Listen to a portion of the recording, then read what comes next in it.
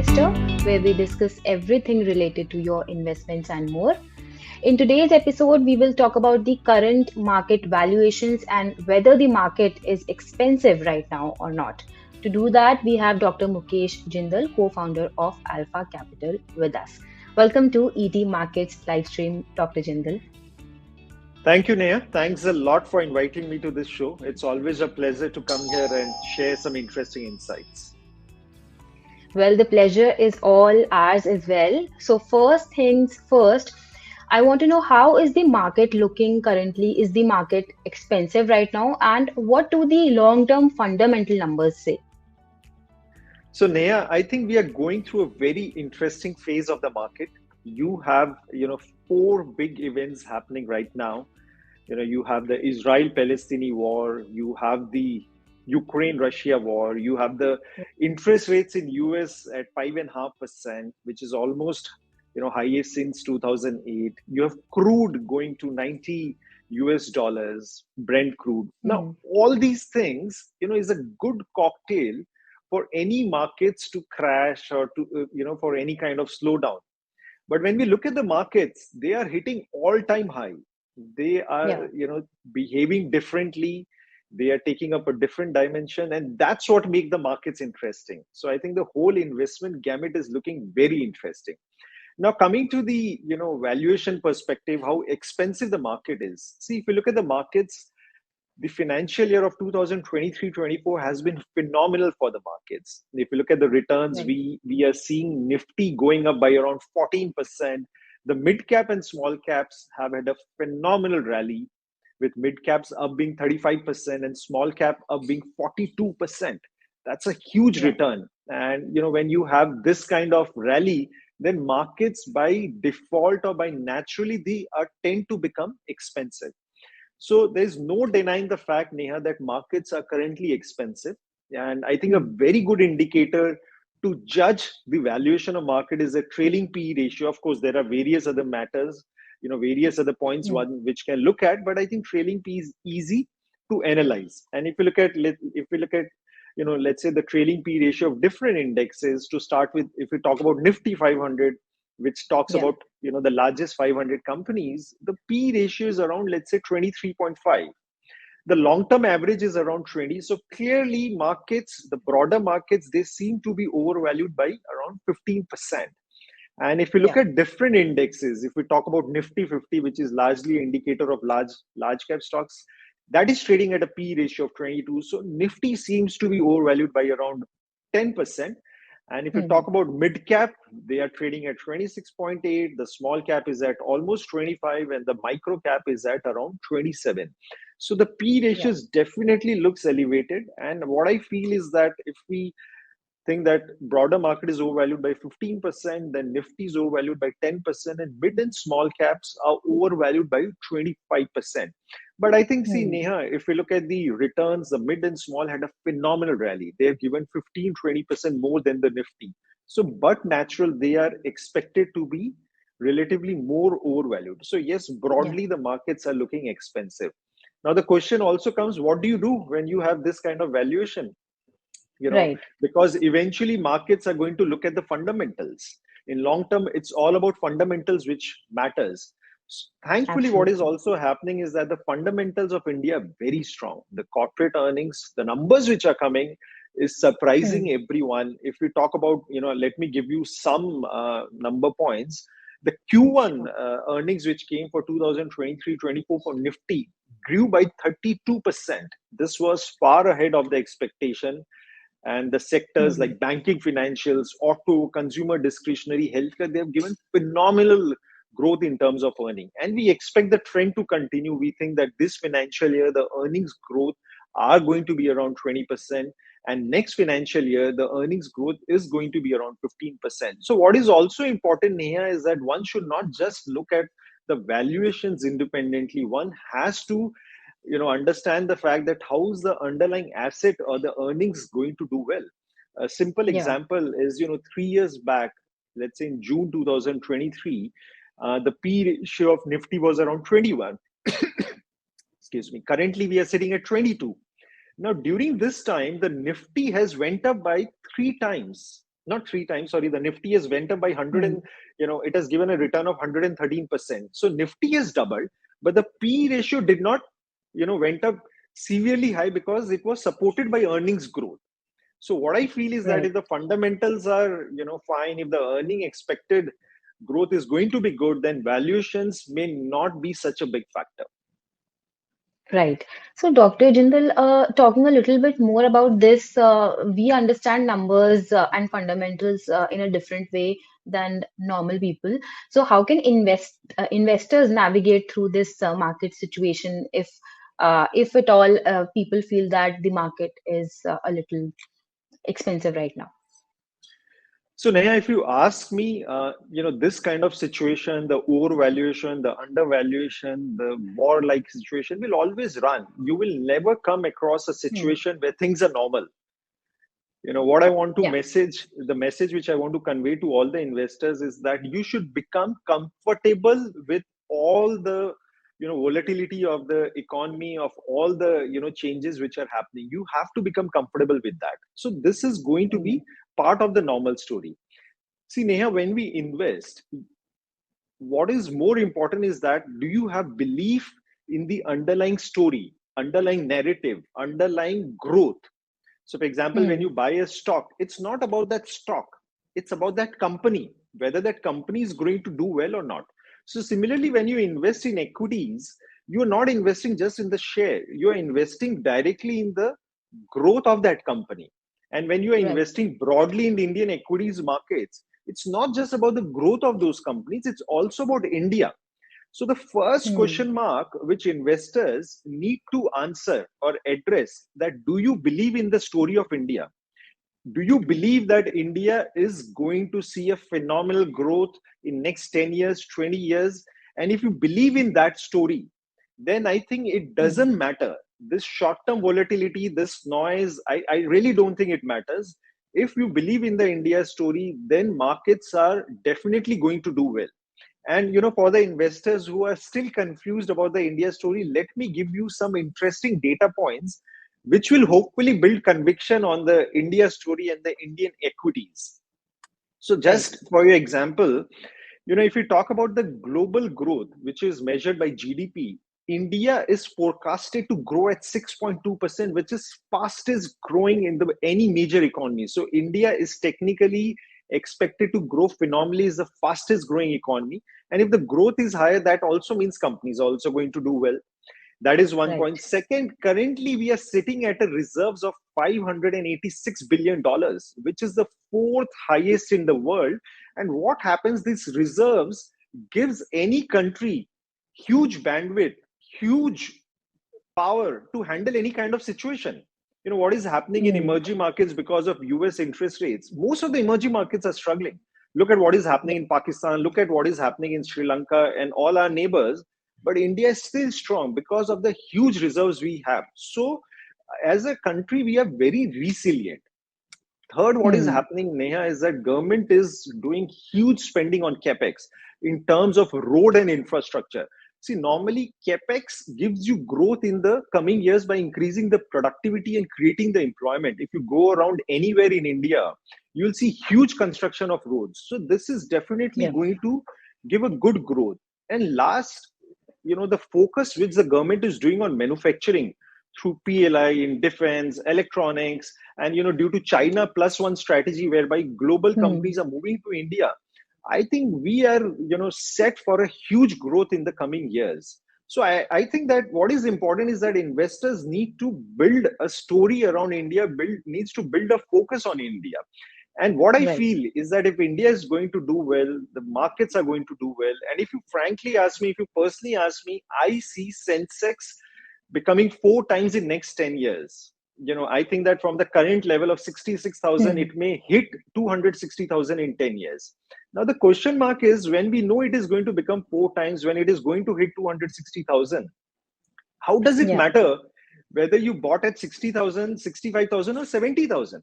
What is important Hmm. is whether you invested or not. So if you Yeah. ask me, it's very important that investors should not panic. Don't get anxious. All these kind of war news, all this kind of high interest rates, all the kind of turbulences will be always there. We had COVID. No one could have imagined Hmm. COVID like scenario. These situations are really, don't matter so much. So what I think Yeah. is, don't worry about the markets. It will be all fine in long term. All right. So, as you mentioned about the war-like situation and all the geopolitical situations that the world is facing right now, I want you to tell us that how is the current market sentiment in general? And do you think that global weakness will catch up on us?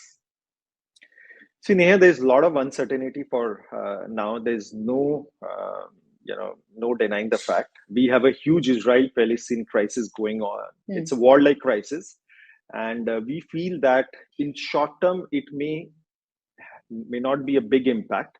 And till Hmm. the time the war stays localized, till the time the war stays between, let's say, Israel, Hamas, and Hezbollah, I don't think it will matter a lot, because crude prices won't be impacted much, as all these guys are not involved in the crude trade. The only thing what Hmm. we need to watch is Iran and US getting directly involved in the war, which doesn't seems to be happening, because what is Yeah. also happening is that if you look at the efforts of the US, it's trying to contain the conflict to that narrow zone of Israel and Hamas. It doesn't want it to spread, because it has already opened a war front with Russia through Ukraine, and it also Hmm. fears that China may initiate a Taiwan kind of crisis. So US also doesn't want, and no one really wants. So one, I think that it may not really affect the market so much, and that's why if you look at the markets after the attack of Israel through Hamas, markets have really not reacted so much. In fact, Indian Hmm. markets have started going up. Last night, Nasdaq was also up. So I don't think that is going to impact the market so much. Important piece in the whole thing is, the US interest rates. US Yeah. has hiked the interest rates to 5.5% to control the inflation. And when you have this kind of interest rates, the global liquidity gets dried down, because all the investors starts putting money in US treasuries, where you're getting Hmm. risk-free rate of 5.5% in US dollar terms, which is almost equivalent to 9% in INR, because every year INR uh, downgrades by 3-4%. The value of INR comes down against Hmm. the US dollar. So the global liquidity is coming down. So because of which also the equity markets globally are struggling. But what it also means is that next year, when the Fed starts cutting the rate, this global liquidity will come into the markets. And what I Yeah. also feel is that as we pass on in the coming months, as we enter 2024 in next 2-3 months, we'll be in a far better situation, because the real culprit in the whole thing is inflation. And because Hmm. Fed hiked the rate due to high inflation, and now inflation is coming down. So gradually, I think Fed will also start cutting the rates, and money will flow into the emerging markets, and India is going to be a big beneficiary of this. So I think, yes, there's a global weakness. And if you ask me, will is India connected to the global events? 100%. Yeah. 100%. It's wrong to say that India is localized. Something happens in Hmm. Israel or something happens in US, India also gets affected. But hopefully things are going to be better in the coming months. All right. Well, I also hope the same. And next, I want to discuss about two other things, small cap and mid cap, which I think is a favorite among a lot of investors right now. So I want to talk about small cap and mid cap valuations. What is happening with the valuations of both? So, small cap and mid cap have gone crazy. They have taken, through the rocket. They are just going, and they continue to go up. And it's not just about small and mid cap. There's a new category, which is a micro cap, which invests in stocks beyond small cap, which is also seeing a lot of traction. And this financial year, they have unexpectedly given phenomenal returns, with mid cap giving around 35% return, the small cap at 42%, and micro cap has given around 51% kind of return. And see, Neha, Hmm. when you have this kind of rally, the valuations are definitely going to become stretched. So, yes, clearly they are Yeah. overvalued by around 25-30%. There is no denying the fact. But also, Neha, what is also, what we are seeing the trend. See, normally this small, mid, and large, they generally have higher risk profile. What it means is that they experience higher volatility, and in long term, they Hmm. also give higher return. Generally, from a large cap, we expect a return of around 13-14%. We expect mid cap to deliver around 16-17, and small caps to Hmm. deliver around 19-20% kind of return. Now, when you have this kind of expectation, then little bit of overvaluation I think should be fine. There's not much to be worried.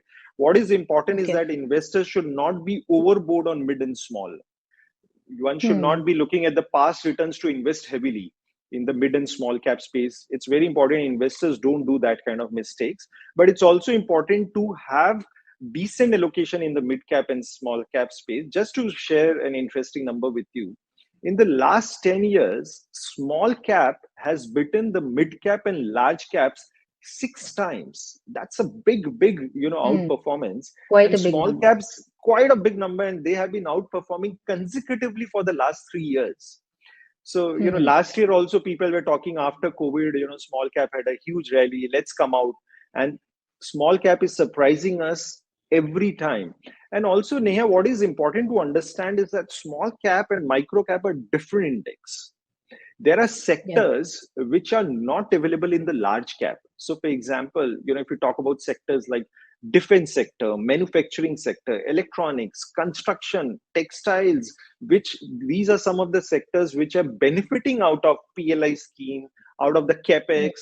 These sectors are not there in the large cap, and these Hmm. sectors are seeing huge inflows, huge investments, and it's also creating a lot of buzz and interest in the investors. So that is also the reason why small cap and mid cap is seeing so much of traction. And what is also happening here, see, generally the domestic investors who invest through mutual funds, they participate more in small and mid cap. And also the Yeah. retail investors, they look at the small and mid as a key part of the portfolio, and generally they invest more. And that is the Hmm. reason why small cap and mid cap has done well, because the domestic flows have been very strong lately. And large caps, which are big driven by the FI investors, the flows have been muted since October 2021. So clearly the large cap has been struggling because FI flows have been relatively less. But I think the large cap will start looking better once FIs comes in. Yeah. All right. So before we move towards large cap, as you mentioned, I just want to tell the audience if they have any questions. I'll take all the questions towards the end of our segment so they can comment, and I'll take that towards the end. So, as you mentioned about large cap, as per latest Amphi data, seems like a lot of investors are now shifting from it because there were a lot of outflows from large cap. So, do you think that people nowadays in India are more they are willing to take the risk? They are shifting towards, because earlier people only used to be uh, you know they were comfortable with the idea of investing in large cap because it was more safer than mid cap and small cap. So what do you think about that? See, Neha, based on my experience, what I feel is that investors globally only have one risk appetite. And the risk appetite, what they have is they want the maximum return at the highest, Yeah. and they also want FD return at the bottom. When market crashes, they expect at least capital protection or FD return, Hmm. and highest return when market goes up. So what it means is that investor wants to invest in the instruments which gives them the highest return, and at the same time they are not ready to lose the capital, and which is not easy, because when you target or focus on high return, you have to take high risk. There are no free lunches. It's Yeah. impossible to say that I'll give you capital protection and safety of money at every level and will also deliver higher return. So that really Hmm. doesn't happen. So what happens, Neha, is that if you look at after COVID, March 2020 onwards, small caps, any small cap fund you pick up, anything, they have become more than 3 times. In last 3 years, they've delivered return of 300, 350%, which is Hmm. phenomenal. And Nifty or any large cap funds or index has not given that kind of return. Now, typically Hmm. what we have seen, investors, when they invest in different category of funds, they are driven by the past performance of the scheme or that category or those stocks. So what is happening is that since the small cap, mid cap has given such a high performance, investors, continue to invest in that category and expect that the trend will continue. Now, if that is Hmm. the case, which I hope should not happen, but if that happens, then investors may see some kind of disappointment in short term. Currently, if you ask me, the large caps, they have not rallied so much. And we also spoke about the P ratios of Nifty, which is currently trading at around 22. It's currently only overvalued by 10%, and we 10%. expect Nifty earnings to grow this year by 20%, which means that if market stays range bound for next 6 months, it will become fairly valued. So, from a Hmm. risk adjusted return perspective, see, when you look at return, it's very important that you adjust the risk. What is the Yeah. return you have earned per unit of risk? So, from a risk adjusted return perspective, large caps are looking very attractive right now compared to mid and small. But that also Hmm. doesn't mean that investors should not have mid and small. That's where I would suggest that investors need to have good exposure in the large cap, but also continue to have exposures in mid and small cap. All right. So before we move to the questions from the audience, just one last thing I want to discuss with you. Actually, it's more of a suggestion. What is your suggestion to investors right now about market valuations? So my suggestion, Neha, to the investors is that don't become anxious, don't get worried. All this information of war, interest rate hike, elections is all noise, and they may impact the market in short term a bit here or there, but in Hmm. long term, it really doesn't matter. And what really matters is the discipline. If you want to make money in the markets, you have to follow the discipline. It doesn't Right. matter at what level you are investing. Even if you invest at the highest level of the markets, there was an interesting research which was there that even if you invested the highest levels of the market, in 10 years market investors end up making around 14-15% kind of return. So it doesn't matter. Hmm. We are not trying to invest in the markets with the expectation of 20-25%. Even 14-15% kind of return is a very good return which investors should be happy about, and that return will come if they are able to follow discipline. Unfortunately, Hmm. return all the research also shows that investors only make 50 to 60% of the return what index delivers. So if Nifty has delivered around 14% return, investors Hmm. only generate 8 to 9% return because they end up buying always when markets have gone up, and they sell when Hmm. markets are crashed. So I think if investors are able to avoid this kind of behavior, then they will be able to do pretty well. And the only way to Hmm. avoid this is by following the discipline of asset allocation. And when I say asset allocation, they need to diversify the money into different baskets of equity, debt, real estate, gold, based on the risk profile, based on the time horizon, based on the cash flow Hmm. requirements. And I think once you're Right. able to do that, you will be able to handle the situation much better. And if investors find this a complicated thing to do, my suggestion to investors will be don't put any money in equity where the time horizon is less than 5 years. Invest only that Hmm. money in equity which is more than 5 years. And if you have that time of, that kind of time horizon, then it really doesn't matter how the markets behave in the short term. So I think the discipline of asset allocation is something which is very important. And the discipline of asset allocation is not only important in terms of equity, debt, and real estate, also large, mid, and small. How are you Yeah. putting your money? One should watch whether you're overexposed in a particular category or not. So for example, a Hmm. good policy could be that you could put 60% in large cap, 20% in mid cap, 20% in small cap, and just stick to it. And I think if Yeah. investors follow this discipline, I think they will be pretty fine. So my only suggestion is don't get worried. Have faith in India story. India is going to do phenomenally well in the next 10 years. It's important to participate in the growth story. All right. So now I'm going to take some questions from the audience. The first question I'm taking is about sectors. So one of the users is asking, please suggest some sectors for the next 5 years. So sector is something which is very interesting, and I think there are huge deviations among the sectors right now. And some of the sectors which I find to be very interesting are banking, financial services sector. And from an investor perspective, it's not just about how does the sector is expected to do well. It's also important to look Hmm. at the valuation, because buying a right good at the right price is also equally important, because a lot of time it may Right. disappoint investors if they buy right sectors at a wrong price. So from that perspective, I think banking financials looks pretty good, and especially because there are the NP issues are not there, and also because the growth projections are pretty high, the credit offtake is happening is pretty good. So good names in banking and financial services should look Okay. good. IT has seen some kind of correction, and it's also struggling because of AI driven challenges, also because it had gone up a lot. And also, after this crisis, the growth has not been much.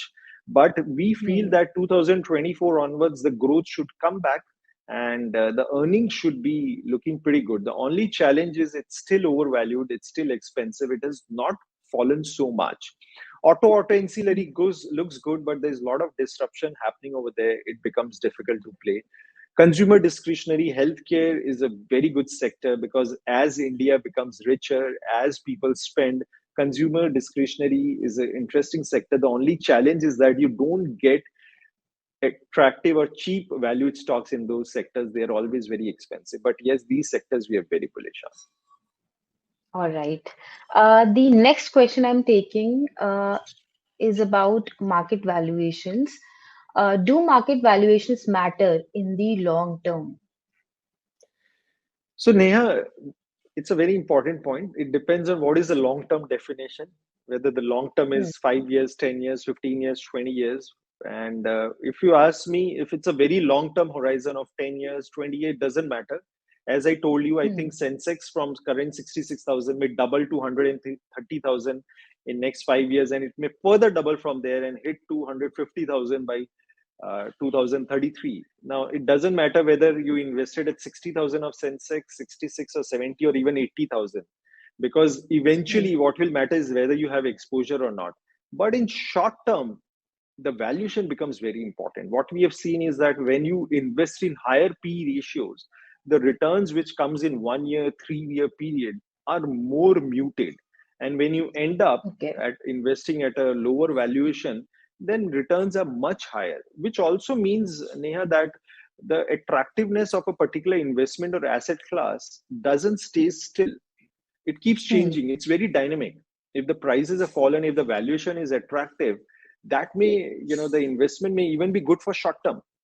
And if Yeah. valuations are high, then the time horizon has to go up. So that's why I'm clearly telling all my investors that valuations are stretched right now. It's expensive, and put only Hmm. that money in equities, which is for long term.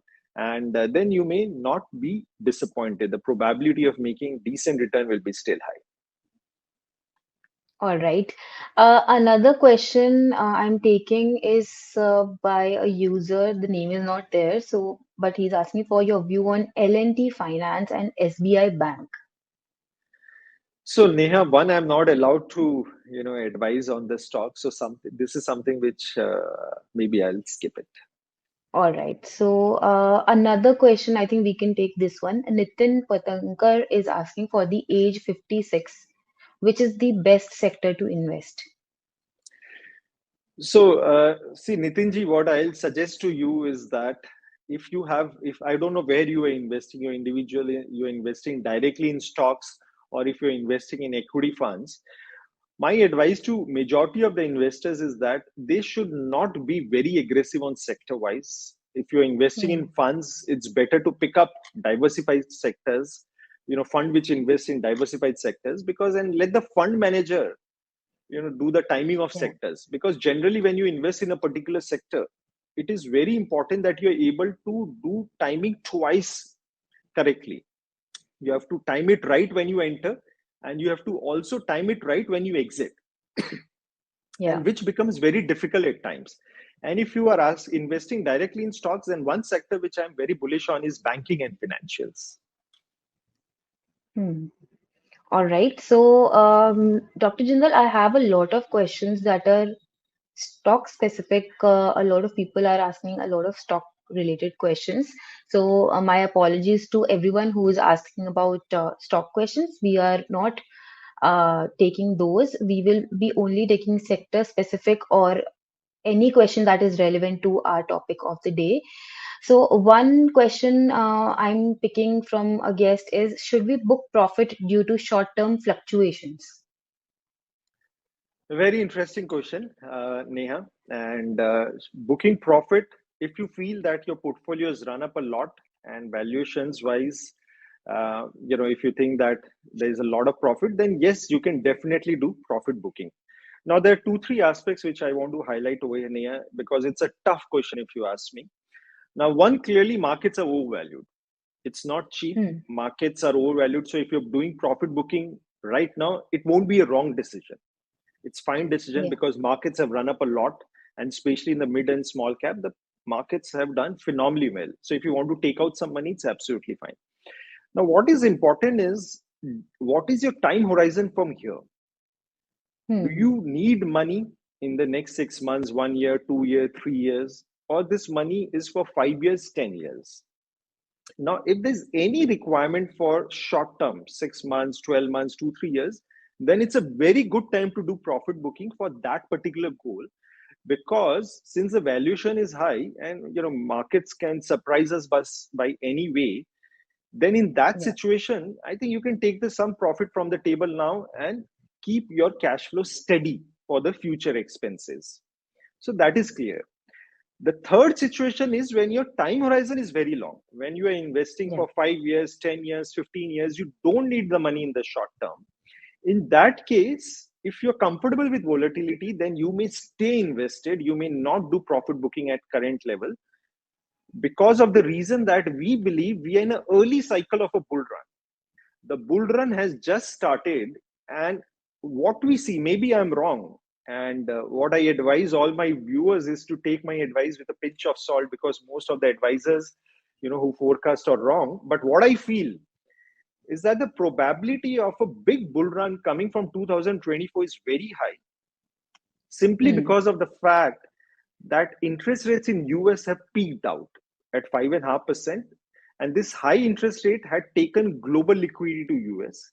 Next year, when Fed starts cutting the rate, you will see huge flows of FIs coming into markets, all the emerging Hmm. markets. And India Yeah. is going to be a huge beneficiary of that liquidity because India's weight in the emerging market bucket is 16%. So huge flows from foreign investors. Domestic flows are very strong. So we are going to see big rally, and I personally feel markets may double in next 4 5 years. So early stage of bull run. So if you don't need the money, stay invested and enjoy the rally. All right. Another question I'm taking is by Sadeep Singla. He's asking active versus passive investing. Which one? It's a very popular question, and the question mark is whether active is right or passive is right. The Hmm. answer is there's no clear answer to this. It's a very gray area. And now let me explain for the benefit of everyone. Passive is where the fund manager or the fund is replicating the index. So, for example, if you're investing in an index fund, let's say Nifty index fund, whatever return you the Nifty gets, you will get it. And in active fund, the fund manager is trying to pick up stocks on your behalf and doing dynamic management.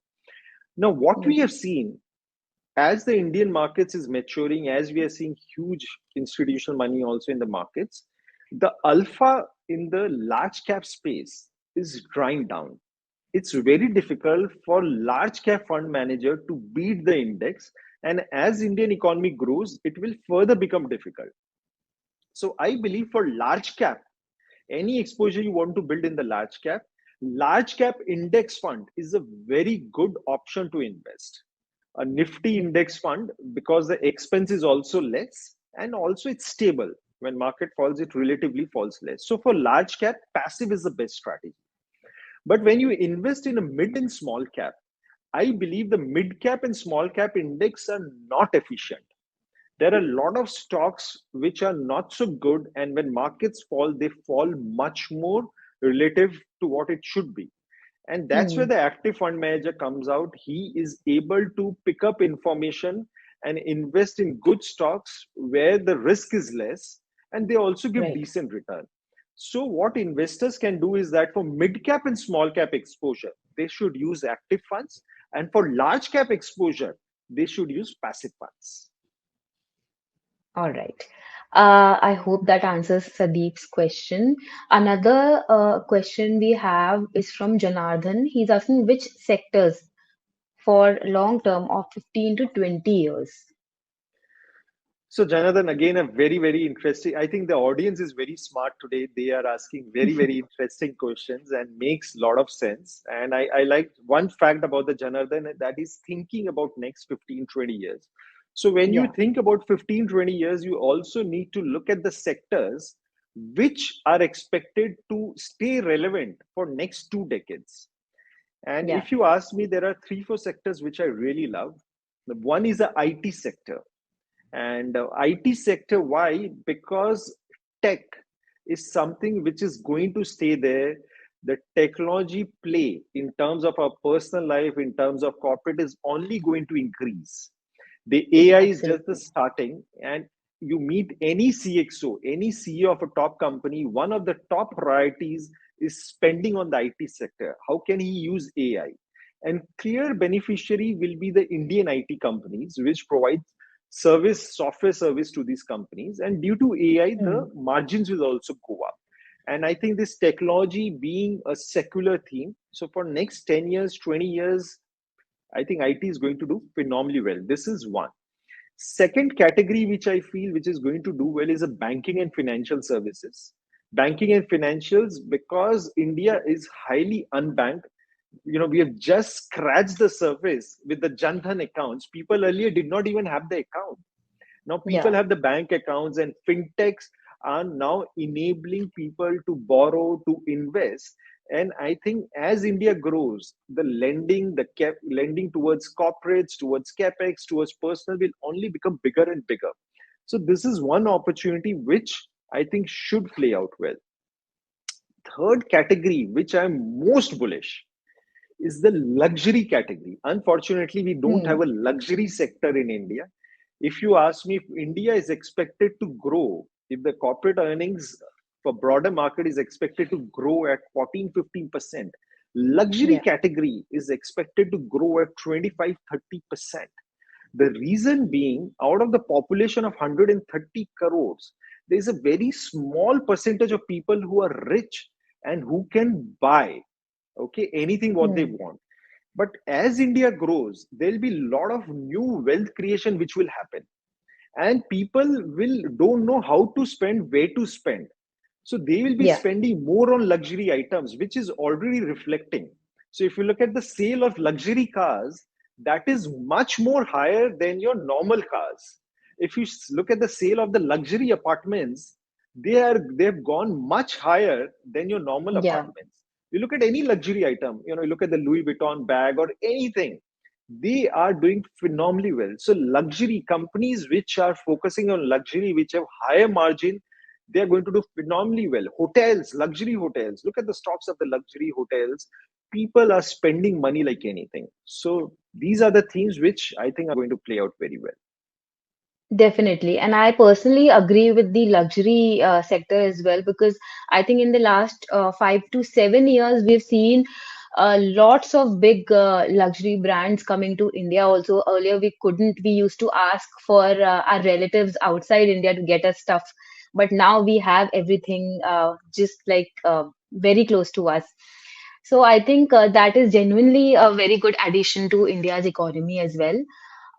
Moving on, one last question I'm taking is by Anu Kiran. Anu Kiran is asking about mid-cap stocks for long term. So maybe we can talk about if we can take some certain names for mid-cap stocks, if it's possible. Then we'll take it. Otherwise, we can talk about general mid-cap. Uh, yeah, See, Neha, I'll long refrain term. from Yeah. answering particular stocks, because Okay. I'm not allowed. But on a mid cap, see, mid cap are the stocks which are, in terms of market cap from 101 to 250. And if you Hmm. look at the mid cap as a sector, as a category, it's a fantastic category because you Yeah. have those companies which have proven their worth. From small caps, they move to mid cap, and they have the potential of going to the large cap. So Large it's cap. not Yeah. like small or micro cap where the companies have to prove themselves and where Hmm. compliances, corporate governance are issue, because they are already done with the stage and they have come to the mid category. And these companies are generally, what we have seen, they grow much faster, and because of which they end up landing in the large cap space. So for Yeah. investors wanting to invest, for higher return, and if they have the time horizon and they can accept little more volatility, then I think mid cap is a very, very interesting space, and they should definitely have mid cap stocks or mid cap funds in the portfolio. Unfortunately, there are limited stocks in the mid cap. There are only 150 stocks, and due to Yeah. huge flows, they have become highly expensive. In fact, of all the categories, if you ask me, the mid cap is the most expensive with a P ratio of 26.8. And so that makes the mid cap category almost overvalued by 30%. So one has to be careful, watch for Hmm. the interesting names, and whenever there is a significant drawdown on those stocks, buy those stocks. So that's what I'll suggest. And if investors are investing in small and mid cap funds, the best way to build up them will be through SIP, so that your risk reduces by averaging out. All right. So, well, we're done with the questions now. We had a quite a long session today, but we had good questions as well. So, this marks the end of our segment today. Thank you so much, Dr. Jindal, for joining us on ET Markets live stream and talking about market valuations. Thank you, Neha. Thanks a lot. I thoroughly enjoyed today. And of course, the questions were very interesting. Wishing investors all the very best.